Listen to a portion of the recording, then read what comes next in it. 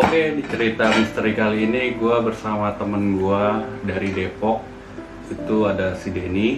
Dia mau share tentang kejadian yang pernah dialami oleh si Denny tentang mengantar paket ke daerah mana?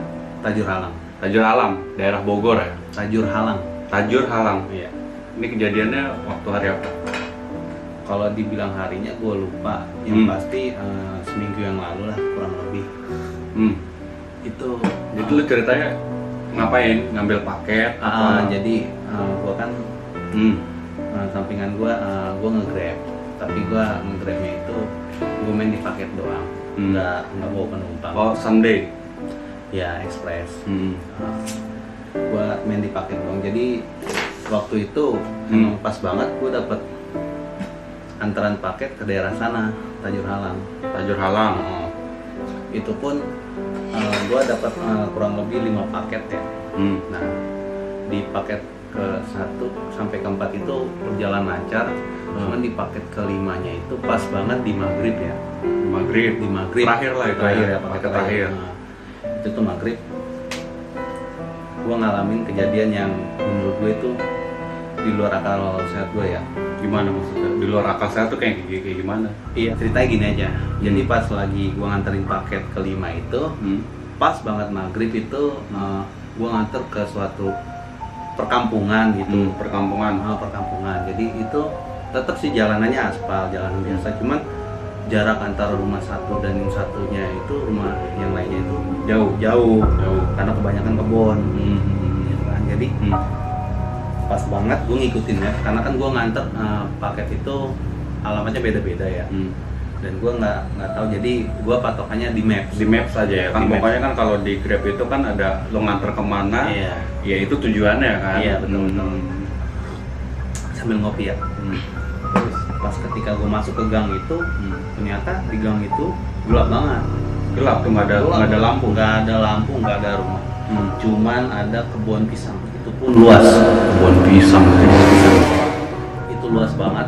Gua nggak tahu luasnya seberapa karena kalau di daerah sana itu maghrib aja udah berasa malam ya, kan gelap banget ya, banyak banget. Ya, soalnya kan di sana masih udah perkampungan mungkin nggak sih?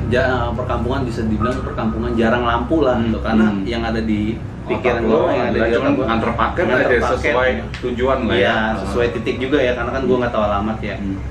Di situ gue tetap gue ngantar, gue ngikutin, gue masuk ke gang itu gangnya itu sama kayak ke tempat-tempat curug puncak itu jalanannya. Naik turun gitu ya. Turun bebatuan, tapi jalannya itu nggak jalan yang raya, tapi lu masuk gang dan jalannya itu nggak di aspal lah, tapi bebatuan. Ya. Karena di mapsnya itu kurang lebih 100 meter atau 200 meter gitu kan, deket ya kalau 200 meter mah ya. Yaudah, gue paksain gue masuk ke jalan itu, ke gang itu. Emang pikiran gue emang titiknya itu di ujung karena ditarik lurus ya di mapsnya itu. Jadi gue pikir ini titik antaran gue ada di ujung ya. Gue paksain gue masuk ke dalam terus. Nah itu banyak kebun pisang, gua terus masuk. Nah setelah kebun pisang itu berakhir, itu disambut oleh alang-alang, kebun alang-alang.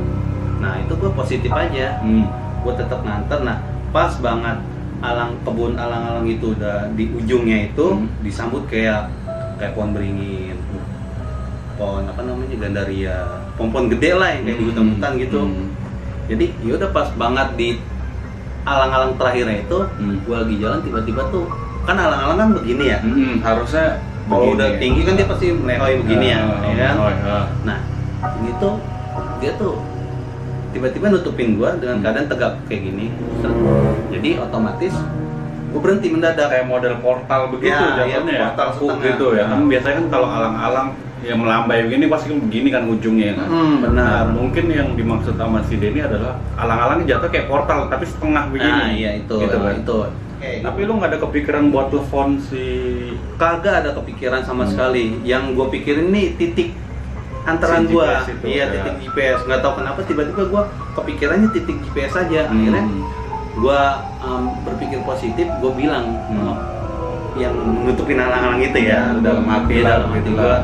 Enggak, gua sebutin juga. Gua sebutin permisi, numpang lewat, niat saya baik, mengantar paket, nggak macam-macam kok. Gitu. Ya lama kemudian ketemulah titiknya. Yang sesuai sama maps itu. Nah, di situ ada gerbang gede, gerbang besar lah kayak gerbang pabrik lah. Ya. Cuman itu kebuka sedikit. Ya udah akhirnya gue positif, gue masuk ke dalam, langsung gue cari pos satpamnya. Ternyata keadaan pos satpamnya itu berantakan. Itu nggak ada lampu sama sekali. Sama sekali di pos satpam itu berantakan, kayak kursi jatuh, pokoknya udah berdebu banget dah. Ya akhirnya gue tetap sih mikir positif karena gue ngeliat itu pas ketika gue masuk gerbang itu kayak pabrik. Cuman ada 3 lampu. Lu tau kan lampu kuning remang-remang. Oh ya. Jadi pabrik itu panjang, cuman ada 3 lampu. Itu ya udah panjang pabrik itu ada 3 lampu. Cuma 3 lampu doang. Nah akhirnya gue memberanikan diri ya gue kelilingin pakai motor karena kalau jalan kaki nggak mungkin ya. Tapi lagi-lagi lu nggak coba buat telepon? Nggak, gue nggak ada kepikiran sama sekali buat nelpon ya. Sama sekali nggak tahu kenapa gue nggak ada kepikiran buat nelpon. Jadi sambil gue bawa motor pelan-pelan, gue klaksonin, gue sambil bilang permisi, paket. Itu pabrik panjang itu dengan cuma 3 lampu doang, gue puterin pakai motor, ya kan sampai belakang. Nah di belakang itu emang udah gelap.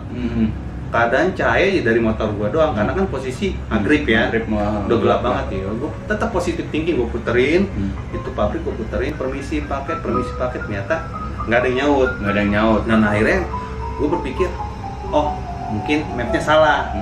Tapi gua nggak ada kepikiran buat nelpon si customer. Pas lo udah puterin itu tempat, lo berpikirnya ya salah lah ya. Akhirnya gua keluar tuh dari pabrik itu kan, gua ngeliatin gerbang yang udah kebuka sedikit tuh, cuma sedikit dong buat motor doang. Gua keluar, terus yang alang-alang tadi nutupin gua setengah jalan gini, setengah alang-alang itu udah nggak ada. Lah, kok bisa? Lah gua nggak tahu. Cuma gua berpikir positif aja. Masih positif. Cuman gua nggak berani nengok ke atas karena kan posisi pohon gede ya. Lu tau sendiri pohon beringin kan banyak banget yang ranting-rantingnya. Gue nggak berani kalau gue nengok ke atas, mungkin ada yang ngait kali gini guys ya. Aduh, serem banget. Yang gue heran itu, kok ada rumah mewah di situ gitu. Ada rumah mewah. Padahal lu tadi lewat situ nggak ada. Gue nggak ada. Itu yang gue lewat itu ketika gue masuk itu ya kebun pisang, alang-alang maupun besar. Ketika pas gue mau pulang, kok tiba-tiba pas di alang-alang itu yang habis nutupin gue ada rumah mewah. Ya cukup mewah lah. Dia ada halamannya itu ada kayak taman bermain. Nah di situ gue ngeliat ada 3 anak kecil. 3 anak kecil. 2 anak laki-laki, 1 anak perempuan, kurang lebih usia 4-5 tahun lah. Mereka tuh lagi nangkepin kayak laron. Tau kan lu laron yang kalau bocah kan kok begini kan, ambilin gitu. Pas banget di gerbang rumah itu, bukan di gerbang pabriknya ya, beda lagi gerbang. Itu ada bapak-bapak lagi diri. Ya gua memberanikan diri dong, karena gua pikir ya. Padahal tadi pas mau menuju ke situ nggak ada rumah tuh, situ nggak ada sama sekali nggak ada. Ya, akhirnya gue nanya, permisi pak, mau nanya. Cuman keadaan bapak-bapak itu posisinya mukanya biasa aja, datar gitu kan, datar. Jadi gue nanya, permisi pak, saya mau nanya, ini saya mau ngantar paket, cuman titiknya ada di dalam di pabrik kosong gitu ya. Tadi saya masuk gitu. Nah, bapak-bapak itu bilang gini, kamu serius masuk?